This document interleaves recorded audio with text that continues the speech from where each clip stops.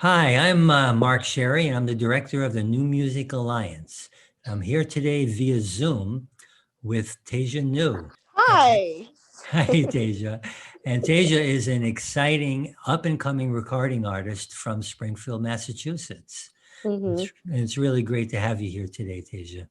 Thank you for having me. And listening to your music, it's apparent that you're a strong and independent woman. And a lot of your songs, you can really tell that. And you released your first EP in 2015, right? Yep. And that one was called Color Me Complex. hmm And in that, you had the song The Nubian King as a single. Um, and that gave you your nickname, the Nubian King. Can you tell me a little bit about, how that happened, the creation process for that song, and how that you kind of adopted that as your nickname? Yeah. Nubian King actually was a song that was derived from another song I did for a feature that I was on. Um, was a feature with a couple of other artists, and I wrote my verse, and I think I think they felt as if I was trying to hijack the song a little bit. Um, because one of the things that they told me was, this is a feature, this is not just your song. So I was like, all right, well, guess what? I'm not rewriting the verse. So don't release the song and give me back my verse, and maybe we'll work on something else. And so I was like, I'm going to use this verse for something else. And so I went, working on the album, and Nubian King was not going to be a single on there. It just kind of came to me. I was searching through beats, and I heard one, and I heard that verse on it. I just knew it belonged on there. So the second verse on Nubian King was actually written before the first. Um, and so, the lyrics really just poured out of me. And that's usually how I write. I mean, the lyrics usually come to me fairly quickly.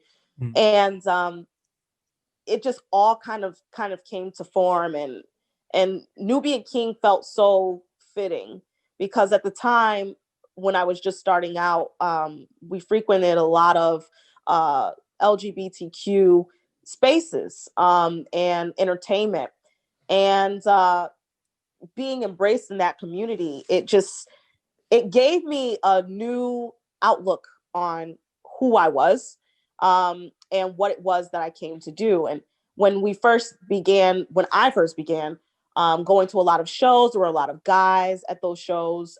Hip hop is a very male dominated genre. And they would get up on stage and they would just be like, I'm a king. And no one would contest. Even if they were bad, no one would contest because they were guys, Yeah. and I knew I could write better than them. So there was Nubian King. That's where it was born. So basically you just said I'm going to adopt that as my nomiker, so to speak. Absolutely. Great. Sort of like saying, in your face, huh? Yeah, I mean, it was difficult to be the only female for a long time. I was the only female in those rooms. Yeah. And Yeah. I really was out rapping these people. Like, it was just like nonstop. So I guess I did get a little, arrogant and adopted Nubian King. That's my nickname. So you've been pretty active during the pandemic in a large number of live streaming shows. hmm Um, And so, so how do you feel, about those compared to performing in front of a live audience? There's nothing like performing in front of a live audience. I mean, nothing can touch that feeling. I feel like a lot of artists, that's what we do it for. Everything else is in the way. There everything else that we have to do is just checks that we have to put in a box to call yourself an artist. And then the connection that you have with people during live performances is unmatched. There's nothing that feels like that. Um, Can you tell me, is there a particular live performance that you've done in the past that, I know you've opened on the same, bill as people like Jennifer Hudson, mhm. so are there any shows that in particular really stand out for you as something that was really exciting? Well, it's funny that you mentioned that particular show because that was the one that was the most exciting. So you hit it right on the head there.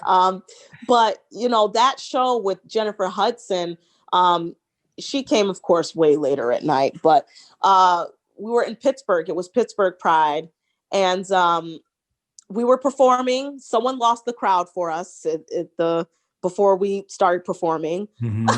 as it so often goes. So there was no crowd. There were a couple of people that were by the stage, but that was it. And this particular Pride Festival it shuts down for blocks. So you can really see if there is no crowd in front of that stage because the whole street is just clear. Uh-huh. So we're performing and we're getting up there and giving it all we got and being like birthed out of open mics. It's always our intention to go out there and leave everything that we have on that stage, no matter if there's one or thousands of people. Yeah, that's great. So we're performing and we're giving it everything we got. We're sweating. It's so hot. And I turned around for my song, I Want It All, because we usually started that song facing the back of the stage. And when I turned around, there were a sea of people. And I had no idea where these people came from. No idea whatsoever. Um, and it was just uncanny. I couldn't believe it. My DJ saw the whole thing happening because he's facing the crowd. Right. And he was on a cloud for about 3 days after that. He just could not get over it. Oh, that had to be Um, really exciting for you, I'm it sure. was intense. And we talked to a couple of people, and some people were like, we were blocks away. We just heard you and we came over here to see what this was all about. And I was like, you're kidding. So that took the cake. Pittsburgh Yeah. Pride took the cake all the way, all Well, the way. Well, you've been generating a lot of excitement with your new song "Couture" that you released this summer, and this is a song actually we played on our New Music Alliance Radio Hour show that a lot of our listeners actually have just heard, Hmm. and that song is hot. Thank you. the latest, the latest, and also like talking about generating a crowd. The latest figures I saw on Spotify alone show that in just Hmm. a few months, you've got about 310,000 streams. Hmm. You've got a hit there. That's a real hit. Yeah, I'm honestly shocked every day. How I'm does it, shocked about it. how does it feel to have a song that's so popular? Um, it doesn't feel like it's happening to me. I've always seen it happen to so many other people, and being in the genre that I'm in, my music doesn't fit the mold of what everyone's doing in that genre today. Hmm. So I never expected Couture to do what it did. Completely unexpected. And it was really all the fans. I mean, they really pulled together and made sure that it was one that was for the books. So it's still I'm still shocked by it. I'm just as surprised today as I was the day that it actually started picking up. And how did that song come about? So Couture was I always call it the song I've always wanted to write because it was made to give the feeling of and the essence of the 90s era of R&B and hip hop and early 2000s mixtape era in hip hop. And when I heard the beat, I knew exactly where I was going to go with that song. It was immediate that I felt this is going to be that song that I'm able to actually get this out onto wax and express myself that way. I've always wanted to, but there was just never a beat that was presented to me that made me feel that way. Hmm. And it was important that the feeling came across just as much as the lyrics and the harmonies and the melodies. And so, yeah, Couture it came about so organically. which is why I'm happy it did the numbers that it did, because um, if there was ever a song that I wanted to be successful, I'm really proud that that was the one that happened to.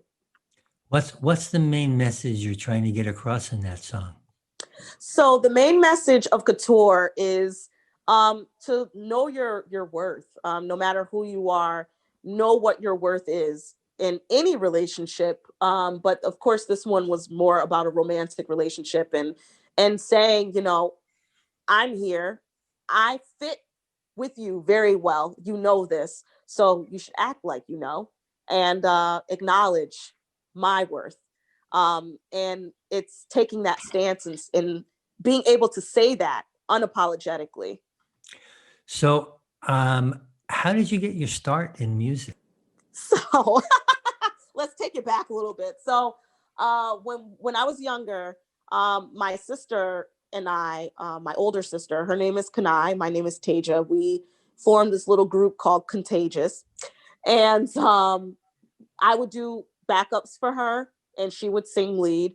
And we did that for quite some time, writing like little cheesy, corny little songs. um, and then one day I taped myself on a tape recorder, and I hated my voice, could not stand it. So I was like, absolutely not doing this anymore, doing away with it. Um, and we've always, like I said, have been students of music. My mother used to tape music videos from BET um, shows, and she would put them on a VHS and give it to us. And whenever she would send us up to our room, and because she's just like, go play or something, we would pop that in, and we would do all the dance moves, and watch the videos over and over and over again. So that kind of spiraled into it just like sparked hip hop dance, which is what I did throughout high school. I was in all of the talent shows, you name it, lip sync contest, talent show, anything. Where I did you was go in to it. high school? I went to high school at Springfield Central High School. Okay. And so, throughout that whole time, I kind of put being an artist on the back burner, because I just I didn't think I was good enough to be in the front. So I just did that throughout high school. I did for some of college. And then, Nicki Minaj came out, and it kind of sparked me to start rapping, because I never thought about that before. Hmm. And that's kind of how I got my start. It just kind of snowballed from there, and started doing open mics, and it just kind of took off from there. Great. So, this is Mark Sherry, and I'm here with Springfield, Massachusetts-based recording artist Taija New. And Tasia, I wanted to ask you, you majored and graduated from UMass in Spanish. Mm-hmm. So does that mean that maybe in the future we might hear some Spanish language songs from you? Quizás. I have a lot of Spanish speaking fans that are dying for me to do a Spanish record. And they understand. The thing about it is that I read, write, and understand Spanish very well. They know my speaking is like not the best.